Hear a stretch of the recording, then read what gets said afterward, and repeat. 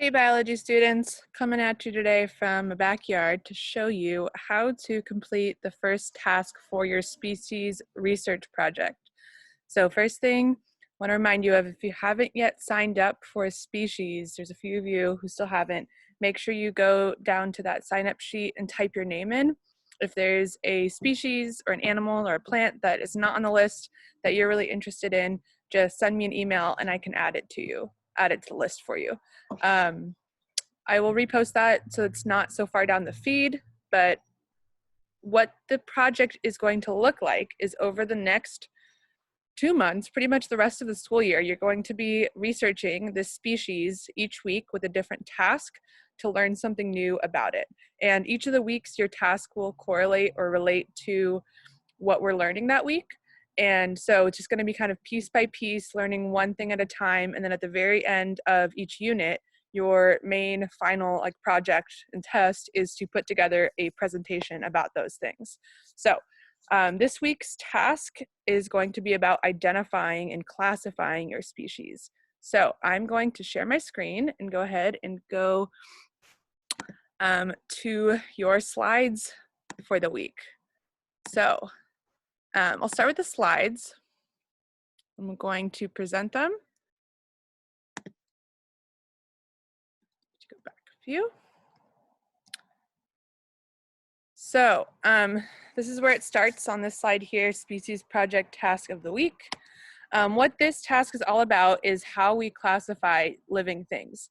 Now, if you read earlier in the slides, you saw that what a species is, species, whatever way you want to say it, is the most specific grouping we have for any type of living thing. So one common thing that I saw is a lot of you were asking me, like, can I do a penguin or can I do an elephant? And I said, yes, but you need to pick a specific type of penguin or a specific type of elephant, because there's a lot of different types of species for each category of animal. So for example, when you look at the scientific name of something, you're going to see two fancy words that are Latin for each species. So for example, if you think of what the species name is for a human, we have two words. Homo is our genus, species is the species name. So we put both of those together into what we call a scientific name, or sometimes we call it a binomial nomenclature. It's one of my favorite words. So I'm going to be using the gray wolf as the species of focus for me. So that's not going to be any of your focus species, but you can follow along with my example to do this. So for example, like I said, humans are Homo sapiens. And then wolves, the one that I'm going to do is Canis lupus. So Canis is the genus, lupus the species. And actually domestic dogs, like the dogs you might have in your house, are the same species, they just have a subspecies. So it's Canis lupus familiaris. So lots of fancy words, and a lot of your species names are going to be hard to pronounce, which is okay. So in addition to those two names, there's other groupings that we can use to categorize living things into these groups, and we call this a taxonomic system. So this isn't a perfect way of doing it. We've been using this for a few hundred years now to categorize living things based on how they're related to each other. And it changes a lot. Sometimes we realize that two things we thought were different species share the same species, and then everything else changes. So another example of why science is always changing and it's not always perfect. So the order that we go from specific to general, so like I said, species is the most specific, genus, a part of that name, next most specific. The most general category we use is domain. So pretty much all life as you know it is going to be in the same domain as you, a human. Then we get more specific to a kingdom, phylum, class, order, family, and then into genus and species. So I'll give you some examples of that. We often kind of look at it like this, where the most general groups are big, and then it kind of narrows down to this most specific. So for example, if we look at a red fox, pretty closely related actually to the gray wolf that I'll show you in a moment. The domain, Eukarya, we share that with it. Kingdom, Animalia, all the animals. Phylum, Chordata, that's anything with a spinal column. Class, Mammalia, anything that's a mammal. Order, Carnivora, includes most mammal carnivores. Family, Canidae, These are kind of hard to say if you don't know them very well. And that's same as all other dogs or canine species. And then getting more specific, genus, Vulpes. And then actually sometimes the genus and species are the same. So this one has Vulpes, Vulpes. How fun. Here's a little fun memory trick. I'm not going to require you to memorize this, but if you ever go into biology and you're trying to remember the order, I always just say it out loud, KP Kafkas, and I'm not including domain in this. But if you want to try to remember it, it goes King Philip came over for great soup, or sometimes it's other words that go in here, but King Philip. You can also add Dear King Philip if you want to include domain in there. I found another one here. Kids prefer candy over fried green spinach. Kind of silly. So you can remember those. You can do what I do and just say KP Kafkas, or you can just not remember it at all, which is also okay. So your task for this week is you're going to have to figure out what the kingdom, phylum, class, order, family, genus, and species are for your specific species. And this is actually pretty easy. So I'm going to show you how to do this right now. Wikipedia does a nice little thing for you on here. The other thing you're going to have to do is to find another species, another animal or plant that also shares that group with your species. So let me show you my example. I'm also going to introduce you, if you haven't seen it already, all of you are going to get your own copy of this document right here. So it's the Species Focus Project Research Log. You'll put in your species name, the common name, scientific name here, and then this is where you can type in some of your notes. So each of you has your own copy just like you do for your online packet. And I'm gonna go over to my example. I'll post this also online for you to see. So I have here my species name, gray wolf, scientific name, Canis lupus. This is for you to do kind of throughout your research. So if you want to start filling this out now, you can, or you can leave it till the end.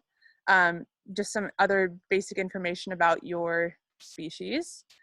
But this right here, task number 1, is what you're going to do this week. So what you're going to start doing is typing out, I just am going to use the first letter for each one, the categories from domain to species for my animals. So I'm going to do D for domain, K for kingdom, P for phylum. Here, I'm going to make this bigger actually. What's next? C for class, O for order, F for family, G for genus, and S for species.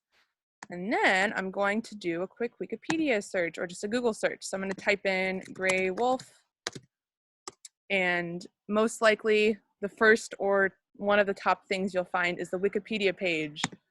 And Wikipedia is actually really great for species research, so I'm going to recommend using this. Okay, so I have all this good information. I'm going to focus though on this right here. Okay, so what I would recommend doing is starting down at the bottom with your species and your genus. So I'm going to type that in since I know it. Species is lupus. Actually spelled that wrong. This. And my genus is Canis.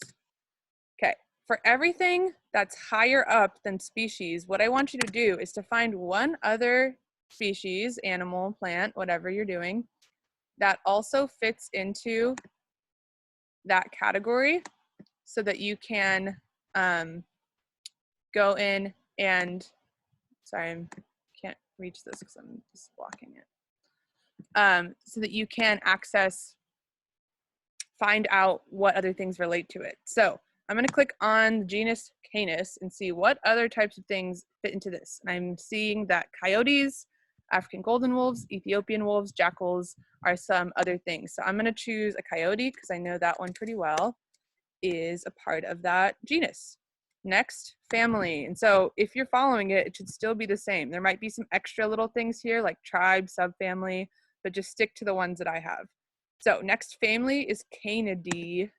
Anytime you see an AE in science, it's pronounced like E. So Canidae. And I'm going to find what other species fit in this category. So I'm going to look through here, lots of different things. This one, you have foxes now added to this group. And so you can kind of just see here, we have a bunch of fun little things added. So a fun little raccoon dog, I discovered that when I was doing this. So I'm going to add both coyote, because I already have that, and now a new one, Let's do a red fox. That's a common type of fox. Okay, next up is order. So go down here. Order is carnivora. I'm going to click into that. And look at all these fun animals that are part of this group. So I'm going to go with, because I like some bears, we have some aquatic and marine things too. We got a walrus here. I'm going to go with a grizzly bear. So I'm going to do my orders, carnivora. And I'm going to do same thing, coyote, red fox. You can always just copy paste this. And I'm going to add a grizzly bear. And you don't have to do anything but their common name. Next up is the class. So we go up one more level. We have class Mammalia. And a lot of you will probably have this as your class because a lot of you chose mammals. And there's so many things that are mammals. So I'm going to look through and say, ooh, whales are kind of cool and they're a little bit different, but they share this in common. So I'm going to do Mammalia. And then I'm going to do all these, coyote, red fox, grizzly bear, and how about we do a blue whale? Cool. Almost done. Next up is phylum. So I'm going to skip all these like clades and fun things like that and do phylum is chordata. And this is a pretty big group because we're getting towards the top. And I'm going to try to choose something that's chordata that's not a mammal. So if you look through here, there's lots of things that's a part of this. Anything that has bilateral symmetry. This includes like insects, lots of different things like that. So this one you can kind of look through and find something that interests you. I'm going to go with one of my favorite animals. So we'll do chordata, which is a bee. And I'm just going to choose a simple bee that you guys know. There, blue whale, and then a honeybee. Okay, two more, almost done. Go to kingdom, Animalia. So when you get towards the top, there's only a few kingdoms. There's actually 5 kingdoms. So there's Animalia, plantae, protista, and fungi, and then there's a couple other bacteria ones. So I'm going to do Animalia. I'm just going to copy this. And then one thing that is a animal that is not in chordata, if you look in here, is a jellyfish. So I'm going to do a moon jelly because that's kind of a weird one. Okay, finally, domain. And this one is a big one. So there's only actually 3 domains of life, and almost everything you know is going to be a part of this one, eukarya. So I'm going to type that in, eukarya. So unless you chose bacteria, which I don't think anyone did, everyone's going to have the same domain. You can choose all of this. And then I'm going to add how about a Douglas fir as my addition, because plants, including trees, also fit into that group. So that is how you do it. And it's pretty simple. It's pretty interesting. You can definitely take more time than I just did, but hopefully that is pretty simple for you to figure out. And hope you have some fun doing your research. Make sure you sign up for your project.